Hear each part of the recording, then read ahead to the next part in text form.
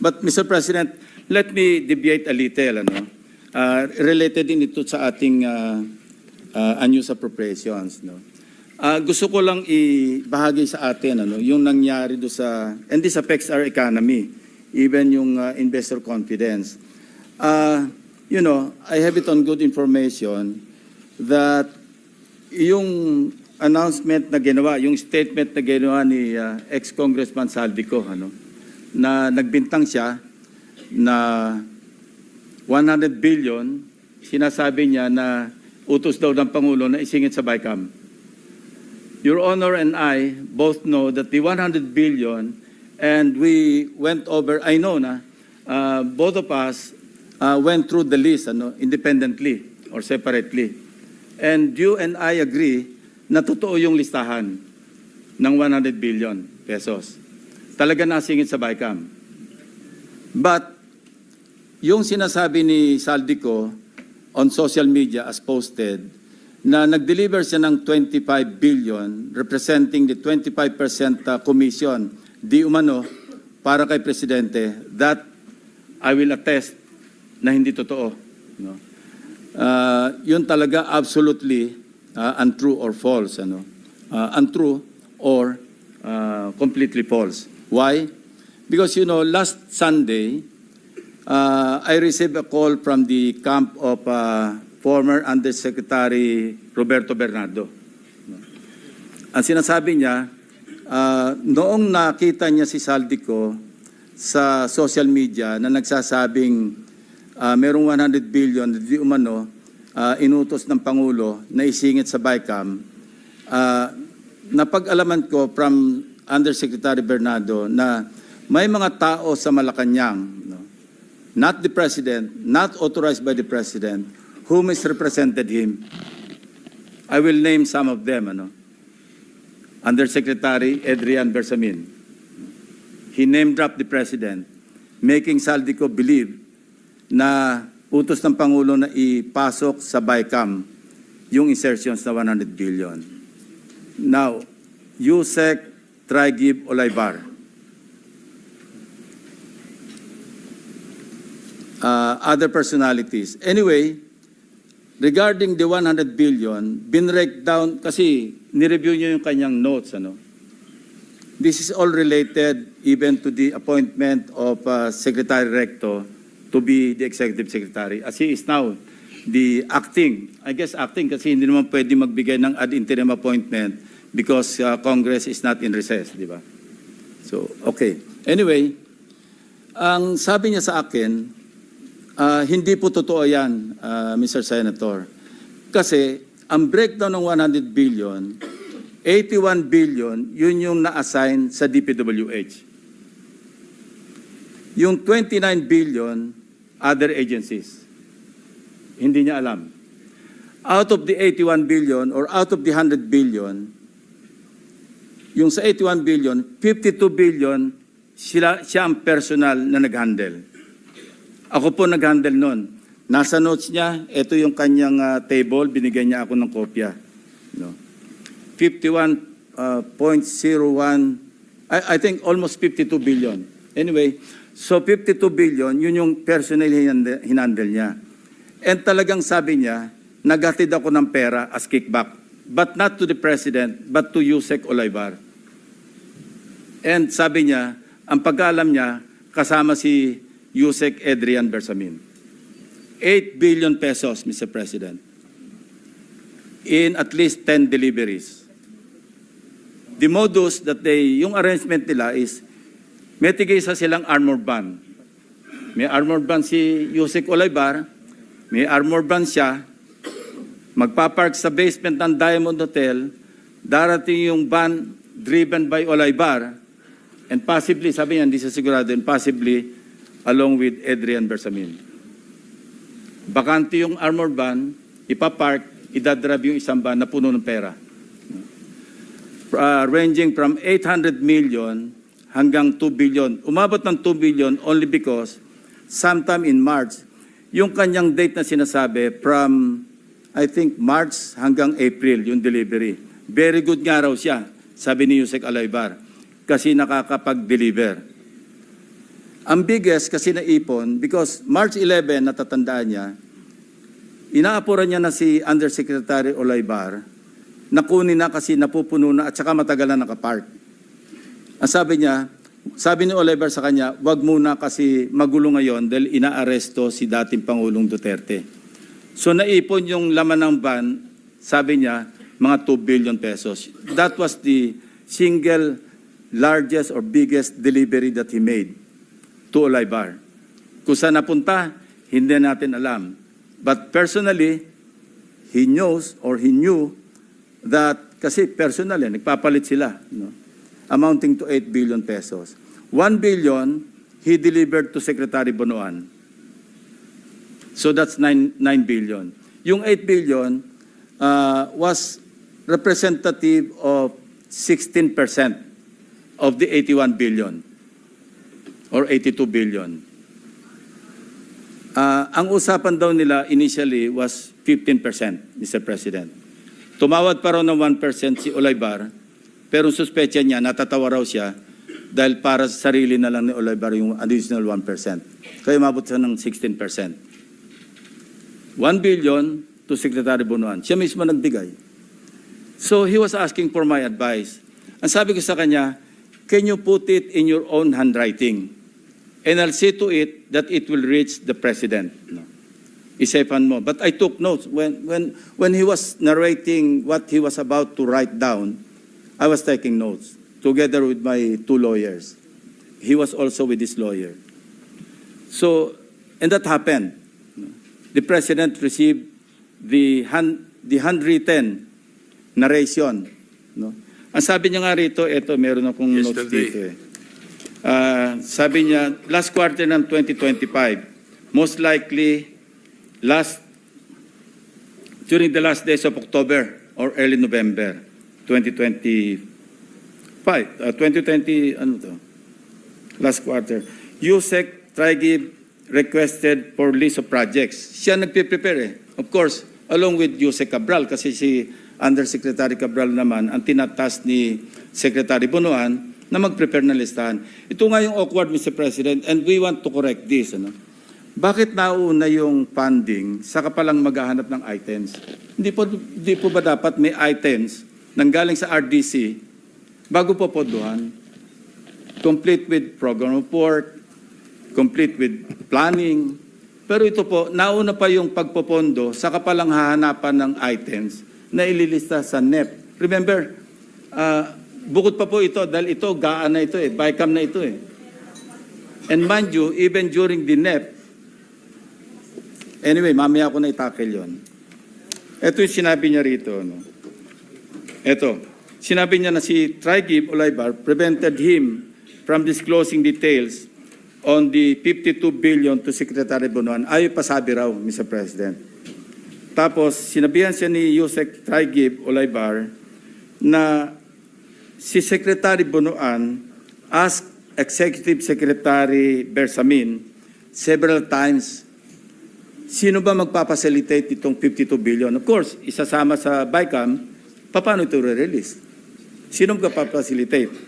Ang sagot ni ES Bersamin sa kanya, we will take care of it. Sila na raw ang bahala kung paano ayusin yung 52 billion. Now, I'm not defending the President, Mr. President, but you know, in fairness to him, yung list of projects, yung 100 billion, initially naka-FLR lahat yun eh. Pinapatrack ko ngayon sa aking staff kung ilan yung na-release out of the items on FLR or PISARO for issuance of SARO. Hindi pa namin alam. But initially, kasama sa nabito do sa 194 billion ng ating Pangulo, 1.15 billion pesos worth of projects. Andito yung listahan ng projects. Nilista rin ng, nakita ng mga staff ko ito, pero may listahan din si Bernardo nito. Kung alam ni Pangulo at siya nag-utos na mag-insert ng 100 billion sa GAA, sa BICAM, bakit niya ibibito? Yan din ang observation ni Your Honor, di ba? Sabi niyo rin, because you also examined. While you were examining respecting the 2025 GAA, we were also busy inspecting No, hindi naman tayo po nag-coordinate, but our findings are practically the same. Di ba? It's the same, Mr. President. The same. Yeah, ito yung tatlong items no, na nabito. Saldico list vetoed items. GAA Volume 1C, page 849. Construction of cruise port and facilities package, Puerto Princesa City. 250 million. 800, page 822. Construction of multipurpose building, government center, Barangay Gadani, Tayum, Abra. Page 322, construction of riverbank structure including irrigation system, integration along Polo River at Sitio Lawaan, upstream, right side, Mall Cebu, package 3, 100 million. Total, 1.15. Kung yung gusto kasi ng iba, paniwalaan natin na sa Pangulo ang nag-utos mag-insert. But it doesn't make sense to me, Mr. President. That's why I'm trying to explain this to our colleagues and to the members of the DBCC family para maliwanagan naman natin, and in the presence of the media, maliwanagan naman natin na hindi kasama ang Pangulo. Kasi, yan, common sense. Siya nag-utos, ibibito niya. Siya nag-utos, i-EFLR niya. Interjection, Your Honor. Yes, sir. Just for clarity, the handwritten letter was given to the President yesterday. As I think Monday, Mr. President. Yesterday. And At thereafter, 2 p.m. And thereafter, he asked There for were the- resignations. he asked for the resignation. In this case, Mr. President, courtesy resignation is a euphemism for firing. Yeah. All right, thank you. You know, Mr. President, the President is a very kind-hearted person. You know, I would have suggested to the person who brought to the President or delivered to the President the handwritten narration of Mr. Bernardo. I would have suggested na tanggalin niya and then order an investigation. Otherwise, how can you insulate the President kung courtesy resignation? But that's water under the bridge because it did not happen, Mr. President. And I will still strongly suggest that an investigation is in order. Because, you cannot, just fool around and misrepresent the President of the Republic of the Philippines. No matter how kind-hearted he is, let's not take advantage. Yun po yung nakakasama ng loob. Ito pa yung aking notes, di ba? Sinabi niya, narinig niya si Saldico. Ito, I heard Saldico's statement that he delivered 25 billion to President Marcos and Speaker Romualdez, representing the commitment for the 100 billion. This could not be true because I handled the 52 billion pesos and I caused the delivery of the commitment for the 52 billion to Yusek Traigib Olaybar. Personally, Mr. President. So let this be a lesson to everyone, to all of us. Sometimes kala mo lulusot ka.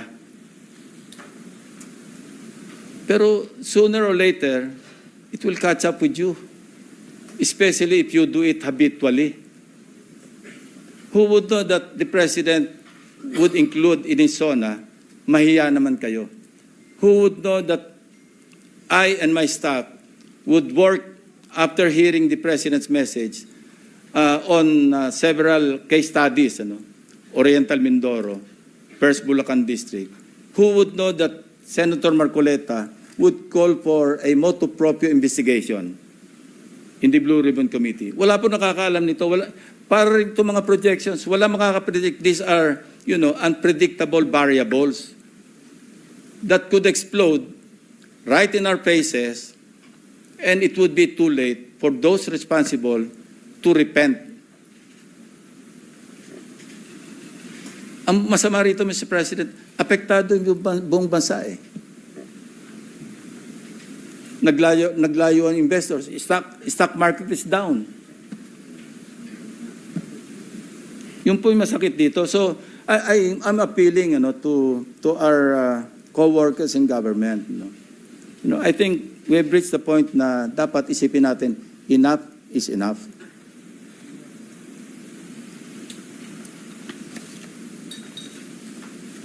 I think I have made myself clear, Mr. President, that there are persons responsible.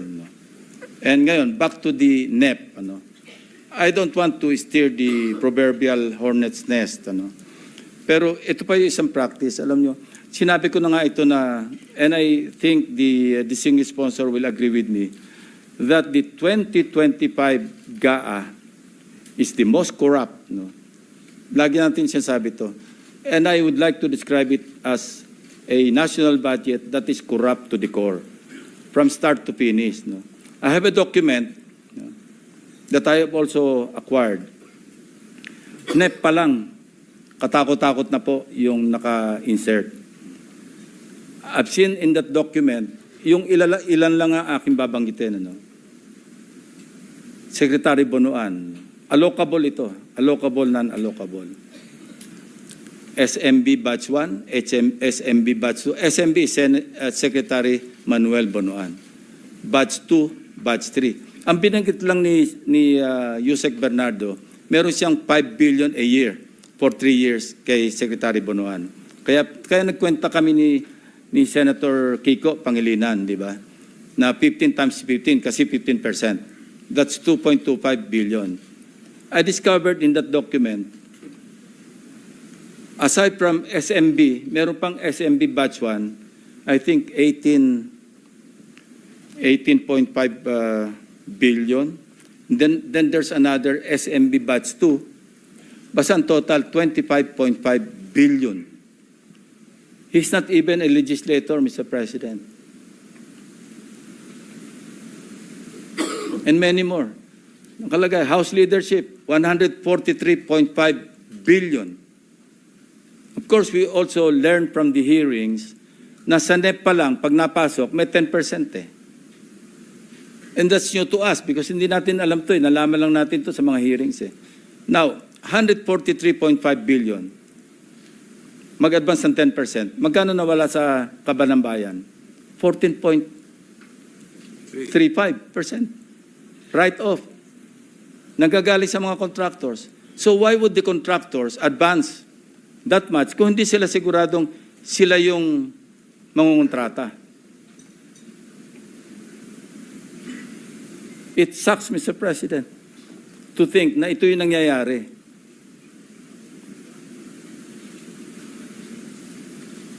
Mr. President. Yes, Mr. If I may, this might not be related to the budget, but since na pag-uusapan na rin po itong issue, paano po, and if the permission of Senator Lacson, base ho sa inyong kwento ho, sa inyong salaysay, si Yusek Trigive at si ang PLLO dati, si Adrian Bersamin, nakapag-insert po ng 81 billion in the BICAM. Paano po itong dalawang tao na hindi naman po high level ang kanilang posisyon na kumbinsi ho ang mga mambabatas na mag-insert ng 81 billion pesos po sa BICAM? Perception, Mr. President. Sinong hindi maniniwala kapag Bersamin na nagsabi na utos ni Presidente na mag-insert kayo? Now, regarding the items, may tulong po yung DPWH.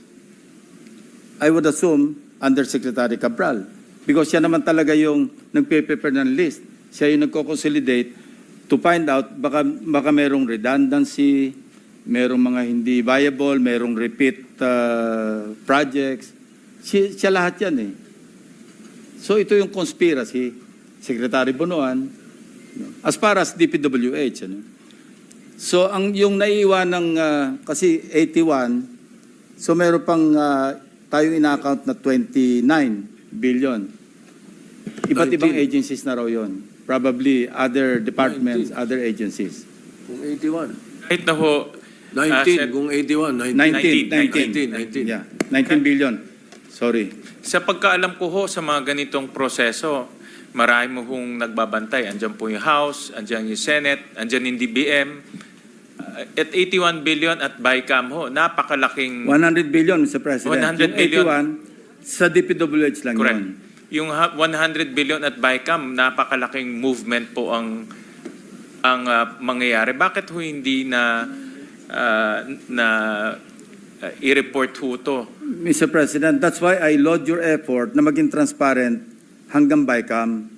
Nang gagawin natin ngayon, wala nang alien items na papasok outside of the House version and the Senate version. And that's a very good way forward, moving forward, na talagang hindi lang magiging simple, transparent, hindi na po pwede yung 2 tao na lamang, 3 tao, 4 na tao nag-uusap sa BICAM.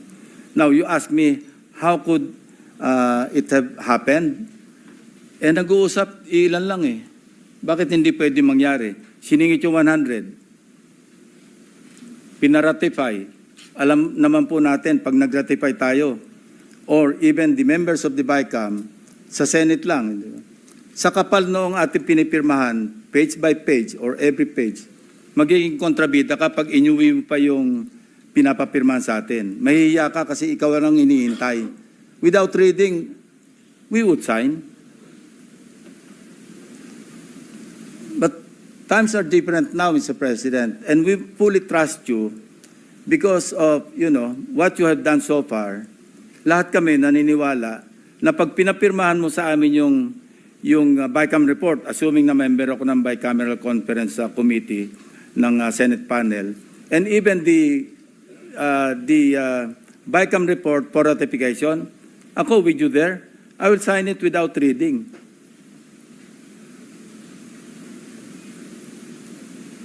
But the point is, Mr. President, first, ang gusto ko lang i-emphasize, i-reiterate, wala pong kinalaman ang Pangulo at wala siyang natanggap na 25 billion at wala ring delivery si Saldico. Imposible, sabi nga ni Bernardo, imposible siya mag-deliver ng 25% kasi ako yung nag-handle, ako nag-deliver ng 8 billion.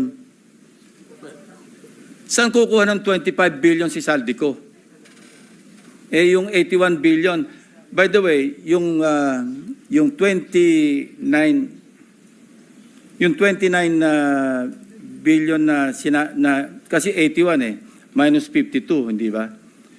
Yun daw, ang nag-asikaso rin noon, si Tragib Olaybar, along with Secretary Bunuan and the others, rumekta na sa mga kontraktor, rumekta na sa mga RD, rumekta na sa mga DE.